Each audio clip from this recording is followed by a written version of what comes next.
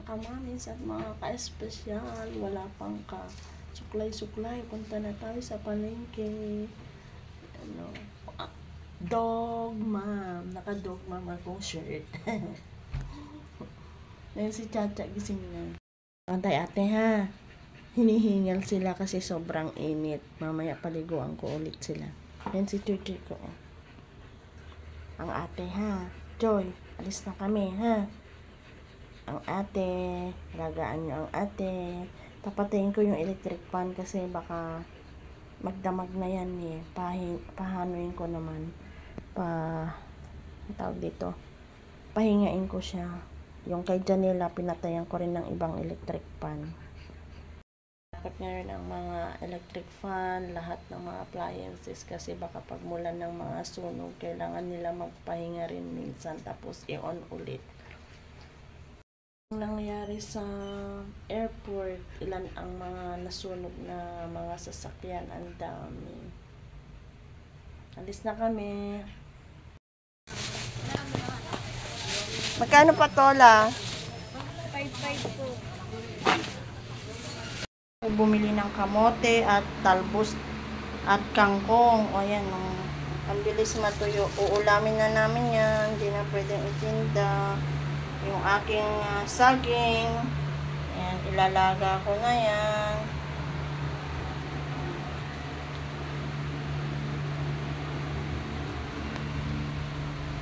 Lugi na yan. Lugi na ako ng 40 pesos. Ako ng aking tindahan. Itong mga to, yan, pag nakuluntoy na, kuluntoy, hindi na nila bibilhin yan. So, gagawin natin pakbit. Magpapakbit tayo, tapos i-plastic natin, ititinda natin. Ito yan, kalabasa ko. Natutunaw na yan, ayan matutunaw na yan. So, minsan din na nila bibilhin, may mga masiselan, ayaw na nila ng ganyan. Gusto nila yung sariwa. So, gagawin natin pakbit. Yung gagawin kong pakbet, ito yung mga talong, yan. Sa sobrang init, gaganyan sila. Yung sitaw, mahihinog na isang araw pa lang. Ganyan kainit dito po, yan, naluluto ang mga gulay.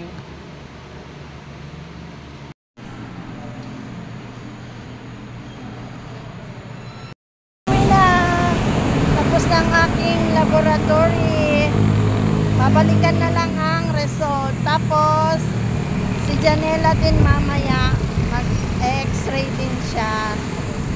Babalik kami mamayang hapon.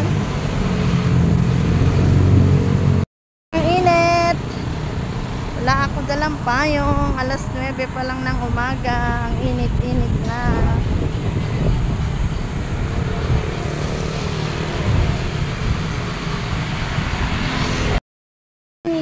Kamamis at mga ka-espesyal, tigil muna ang tindahan, iiwan namin sarado kasi merong si Janela mamaya na magdi-deliver, mamaya ako mag-deliver, merong ultrasound si Janela.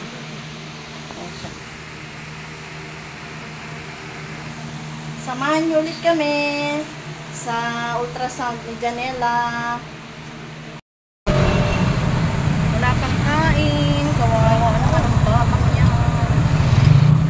Pagkagising, kailangan agad-agad dalhin para ma-ultrasound.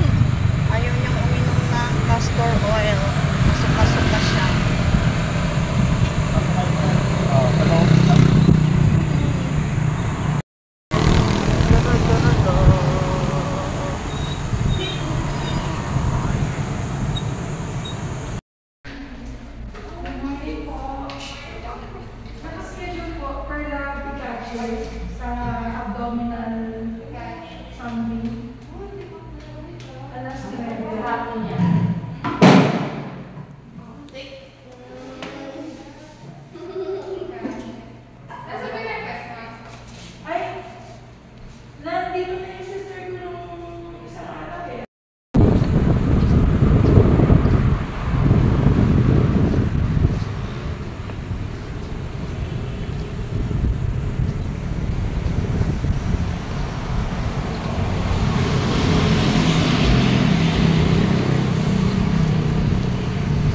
Lakad na lang kami.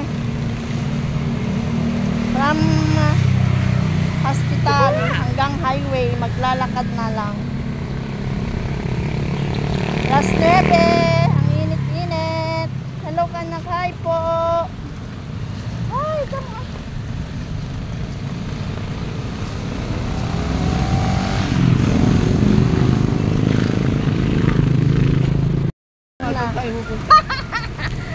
Siyempre, pag inilabas yan, hindi pwedeng hindi ka siya kumain. So, ayan o daw, o, itinuturo niya saan ba siya pupunta? Ako po sa inyo kung saan siya pupunta, itinuturo niya, ayun o, yung tatlong yun o, Chowking, Jollibee, at saka ayan, dun daw siya pupunta. O, ayan, tara na, samahan natin siya. Siya lang ang kakain. Si Janela, alam niya kung saan siya pupunta. Ano lang naman yan si Jollibee o kaya si Chowking. Alam niya kung saan siya pupunta.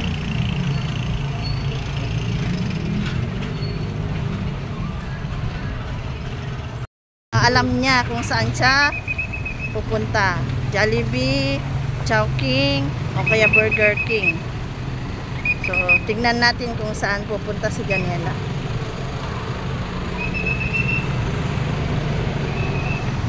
Saan ka kakain?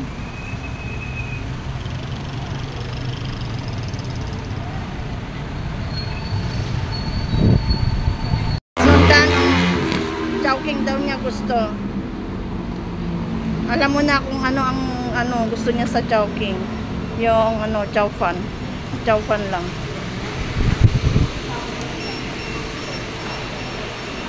Dito na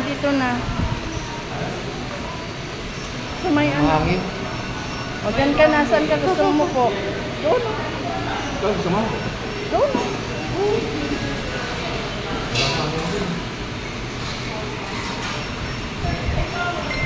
sa'yo. Wow, matapon. Antay mo si papa mo. Oh, tuwang-tuwa na siya. Makakain lang siya. Tuwang-tuwa siya. Wala na naman ang benta ni mama. Pinangkain na naman ni Janela. Tuwang-tuwa siya. Yan yung paborito niya.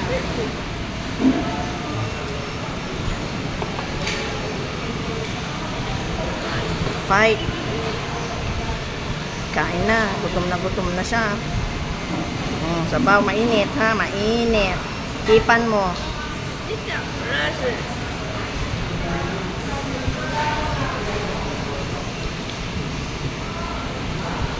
Masaya na siya. Balik ulit siya sa Tuesday. Mainit. Ay, sus ako. Diyos ko. Sa follow-up check-up niya. Okay na, nag-pray ka na ba? Hindi ka pa nagpa-pray.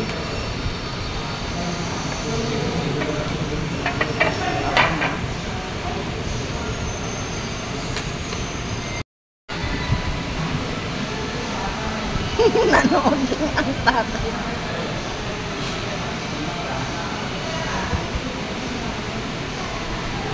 Tapos na, bagal naman.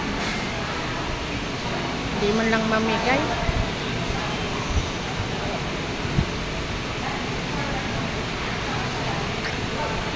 Nung kinakain mo,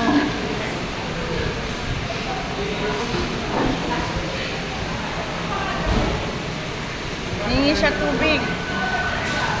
Dalian mo kay magdi-deliver pa si mama. Tanghali na yung mga bibili.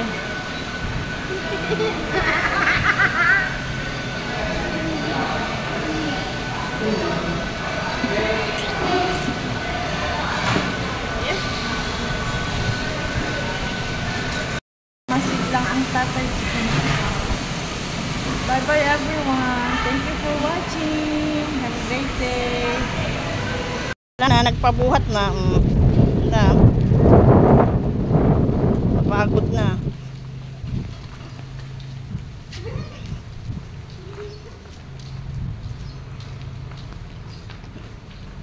pabuhat na. Init na. Magdi-deliver ako pagdating sa bahay.